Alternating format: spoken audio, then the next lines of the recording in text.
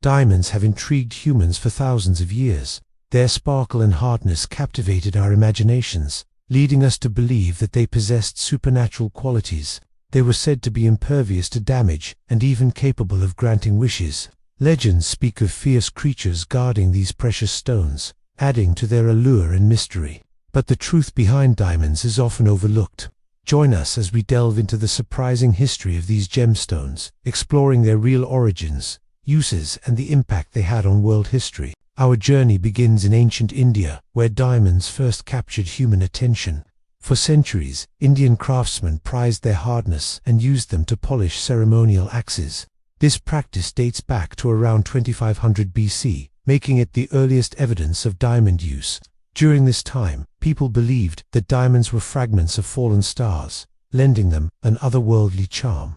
Fast forward to the 7th century AD, when Arab merchants started working with diamonds more closely. They discovered that by cutting and polishing these raw stones, they could enhance their brilliance and create stunning works of art. In Europe, however, diamonds remained relatively unknown until the Crusades, as European traders expanded their networks across Asia and Africa. In the 11th and 12th centuries, they encountered diamonds more frequently and brought them back to Europe. Suddenly, these exotic gems became the talk of the town. During the Crusades, there was a lot of trade going on between Europe, Asia, and Africa, and during this time, some European traders started bringing diamonds from India and other parts of Asia to Europe. At that time, Europe wasn't producing diamonds, so they had to get them from elsewhere. Marco Polo's book, The Travels of Marco Polo, published in 1881, contains some of the most fanciful stories about the origin of diamonds. According to one version, the best diamonds came from a place called Cathay, where elephants were used to mine the stones. Another story claims that only Muslim women were allowed to pick up the stones, because if a Christian or a Jew touched them, they would burst. These stories are probably just myths that spread during the Crusades. Marco Polo, a renowned Italian explorer, documented his adventures in the 13th century, including his travels to Asia. He shared tales of the East with Europeans, introducing them to various wonders, including diamonds. However, his stories were often exaggerated and filled with adventure. One of the most famous stories he told was about how diamonds were harvested by elephants in a place called Cathay, which is now known as China. Elephants were trained to dig up the stones with their tusks. Once they found a diamond, they would put it in their mouths and then plop it into a waiting container. That's not how diamonds are formed, though. Diamonds form deep inside the earth over millions of years under high pressure and heat. They're usually found in rocks called kimberlite, which are created when molten rock from deep inside the earth suddenly bursts up through the crust. When this happens, diamonds can be carried to the surface without being damaged. Sometimes these eruptions also carry up large chunks of the Earth's mantle, which can contain many diamonds inside. But Marco Polo didn't know any of that. His stories about diamonds were mostly made up and reflected the European fascination with these mysterious gems. People at the time believed that diamonds were extremely valuable and rare, and Marco Polo's stories only added to their allure, but they were not accurate. In fact, today we know that diamonds are much more common than people thought, and we've even found diamonds in places like Antarctica, where no elephants could ever go. Despite their natural beauty, diamonds were largely unnoticed for centuries. It wasn't until the 17th century that they truly captured the world's attention. This fascination grew rapidly, turning diamonds into symbols of power, wealth, and love. The first mention of a blue diamond dates back to 1648, when Jean-Baptiste Tavernier, a French merchant, presented it to King Louis XIV of France. The stone, known as the blue diamond, weighed approximately 672 carats and was set in the royal crown. Legend has it that the diamond originally came from the depths of the Kolian mine in India and had been passed down to Tavernier through a series of trades. After its introduction to France, the blue diamond quickly gained prominence. By the mid-19th century, diamonds were sparkling in the crowns of every major queen in Europe.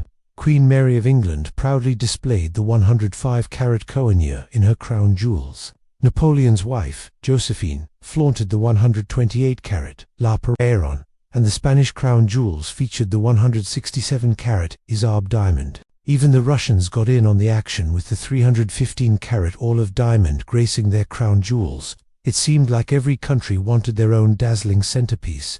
But why were these powerful leaders so obsessed with diamonds? Well, let's start with their symbol of power and wealth. Diamonds were seen as the ultimate status symbol, representing wealth and power. Rulers and nobility adorned themselves with diamonds to showcase their riches and dominance. The larger and more flawless the diamond, the greater the admiration and respect it commanded. Another reason was their durability and hardness.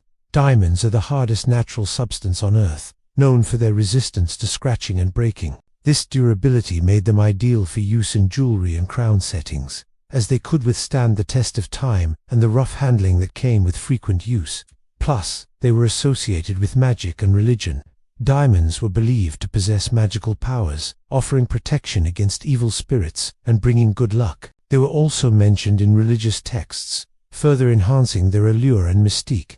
Now let's turn our attention to the emergence of the wedding ring. The tradition of exchanging wedding rings dates back to ancient Rome. Originally, rings were a symbol of commitment and ownership.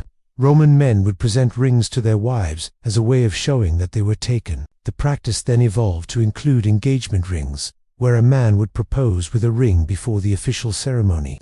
However, the inclusion of diamonds in wedding rings is a more recent development. It wasn't until the 15th century that diamonds started appearing in engagement and wedding rings. The Council of Trent in 1563 banned the use of precious stones in church, which included diamonds. But this ban was primarily intended to prevent the exploitation of church officials who were allowed to wear jewels. It did not extend to ordinary citizens. Instead, the church's ban may have actually contributed to the growing popularity of diamonds among the general populace. People saw diamonds as a way to defy the church's restrictions and indulge in luxury. Additionally, the rise of the diamond industry played a significant role in promoting diamonds as the perfect choice for wedding rings. By the late 19th century, companies like DeBeers had made diamonds widely accessible to the public, solidifying their position as the go-to gemstone for engagements and weddings. Of course, DeBeers wasn't the first company to sell diamonds, but its advertising campaign in 1948, "Diamond is Forever," changed the way people thought about diamonds forever. This campaign successfully linked diamonds with marriage proposals and established them as a must-have for romantic occasions. Today, it's common for people to save for years to buy the perfect diamond ring for their proposal. But it wasn't always like this. Until the mid-20th century, other gemstones like pearls and sapphires were popular choices for engagement rings. However, thanks to clever marketing and the diamond industry's efforts, diamonds have become the dominant choice. And it's not just about engagements. Diamonds are also highly sought after for other types of jewelry. Pendants, earrings and bracelets adorned with diamonds continue to be a favorite choice for those looking to make a statement or add a touch of elegance to their wardrobe.